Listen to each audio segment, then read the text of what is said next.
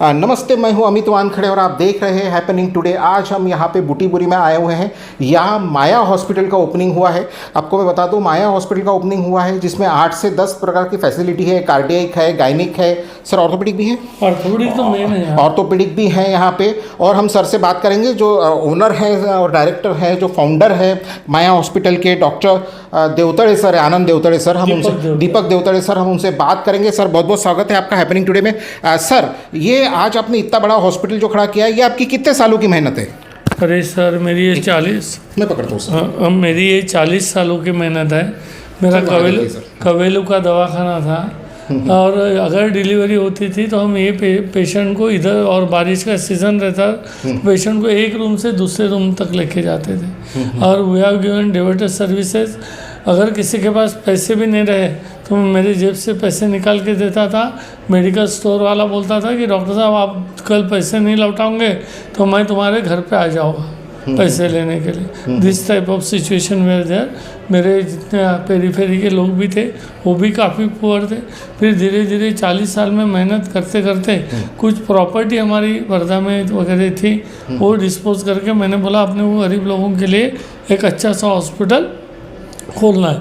इसमें मेरे मिसेज ने संगीता देवतले ने और श्याम देवतले ने, मेरी बेटी अनुराधा देवतले ने और माधुरी देवतले, मेरे बहू ने बहुत सपोर्ट किया।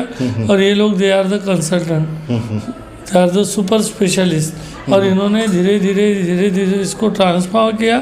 तो मेरे को आज ये शगुन मिल रहा है मेरे हृदय को कि सब मेरे गरीब पेशेंट को इसके बाद फ्री ऑफ कॉस्ट सर्विसेज मिलेगी, और वो मेरा एम फुलफिल हो गया है। सर, कौन सी सरकारी योजनाएं हैं यहाँ पे अपनी तरफ ये पंतप्रधान योजना, ज्योतिबा फुले, ESIC और कम से कम 20 से 21 कंपनी का इंश्योरेंस का एम्पैनलमेंट है।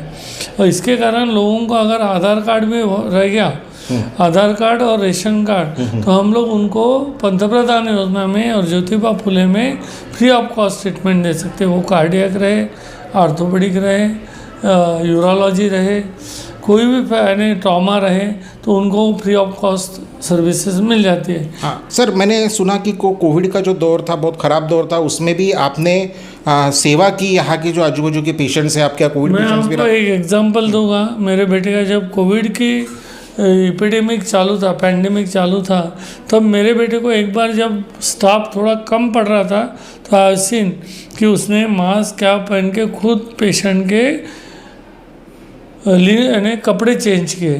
तब मेरे को लगा कि मेरा अकेला ही बेटा है, मगर what he was doing it was really admirable. मैं वो कभी वो सीन जब मेरे आँख के सामने आता तो मैं भूल भी नहीं सकता। यानी वो बेटे का कितना डिवोशन है, I can understand it. Sir, अपने हॉस्पिटल में कौन सी फैसिलिटीज़ है? हमारे हॉस्पिटल में मेन कार्डियक, हमारी कार्डियक ओटी जो बाईपास कराते उसमें वॉल का रिप्लेसमेंट होता, और एंजियोप्लास्टी, एंजियोग्राफी की ओटी, यानी हमारा कैथ लैब, कार्डियक ओटी बहुत ही सुंदर है। देयर इज़ नो कंपैरिजन कि नागपुर के रेस्ट ऑफ द हॉस्पिटल का। I am not going to criticize, मगर हमारी तरफ infection rate is very zero, because sterilization unit जो उसने सेट किया है, there is no comparison. Secondly, उसने बर्न यूनिट चालू किया है।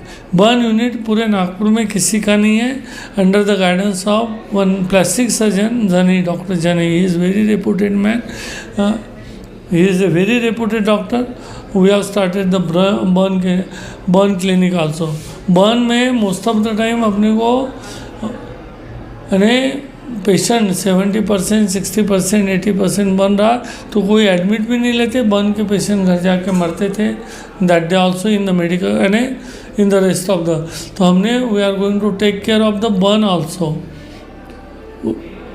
और बाद में हमको यूरोलॉजी भी है, और गायनिक तो मेरी MS गायनिक बहू है। She is taking care of each and everything. मेरी बेटी कार्डियोथोरेसिक एनेस्थेटिस्ट है, she is also well was with the subject. और मेरा बेटा ऐसा है कि he want the excellent doctors, that to super specialist. He is not going to do the compromise in the money also and in the work also. Sir वैसे तो मुझे आपको से बहुत सारी चर्चा करनी थी। आपका 40 साल का जो आपका अनुभव है बूटीबोरी में, रूरल एरिया में आपने जो सेवा की है, गरीब पेशेंट्स की सेवा की है, पर अभी समय हमको अनुमति नहीं देता है। पर फिर कभी मैं फिर से आऊँगा आपके यहाँ, फिर से हम लोग चर्चा करेंगे। अरे आप कभी भी आ सकते हैं। और कोई अगर पेशेंट बिना पैसे की वजह से मरता है, अगर उसको डायलिसिस करना है, उसके दोनों किडनी फेल है और वो गरीब है, ही कैन नॉट अफोर्ड, और मेडिकल कॉलेज में तो इतनी लंबी लिस्ट रहती है, इवन एम्स में भी इतनी लंबी लिस्ट है कि 2-2 महीने में तो पेशेंट को सर्विसेज नहीं मिलते। तो उसका मेक थ्रू उसका कुछ वे निकालने के लिए we have started this hospital. और हमको गवर्नमेंट ने भी जो सुविधा प्रदान की है उसके लिए मैं बहुत आभारी हूँ। वो जो गवर्नमेंट ने सुविधा प्रदान की है, जो फैसिलिटी लोगों के लिए, गरीब लोगों के लिए गवर्नमेंट ने किया है, उसका पूरा यूटिलाइजेशन करते हुए हम गरीब लोगों की सेवा करना चाहते हैं और करते रहेंगे मरे दम तक। मेरे बेटे भी करेंगे, बहू करेगी, मिसेस करेगी। सर बहुत बहुत धन्यवाद हैपनिंग टुडे से बात करने के लिए। Thank you.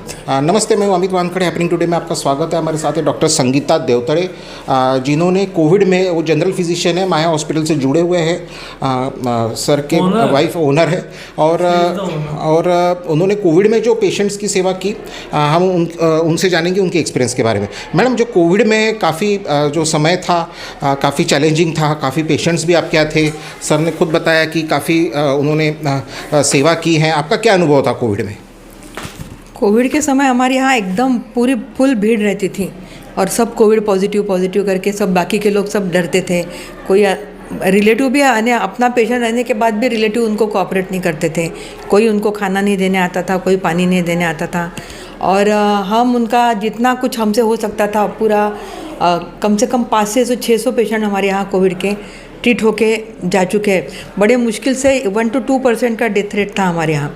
और हम सुबह आते थे 7-8 बजे, तो रात को 12 बजे तक हम पूरा उनको हर एक पेशेंट का देखभाल खुद जा के करते थे। हमने वीडियो कॉलिंग करके कभी किसी का ट्रीटमेंट नहीं किया है। और उस समय थोड़ा सा रेमडेसिविर का भी बहुत बड़ा इशू था, तो रेमडेसिविर भी हमारे पास जो पेशेंट बहुत सीरियस रहते थे उनको हम पहला प्रेफरेंस देते थे। ऐसा नहीं कि ये पेशेंट हमारा है, ये दूसरा है, ऐसा नहीं चलता था। और जो लोग अपना खुद का लाके हमारे पास देते थे, वो पेशेंट को भी उनके सामने उनका रेमडेसिविर इंजेक्शन है या बाकी भी सब मेडिसिन है उनके पास रख के हम सब उनको लगाते थे।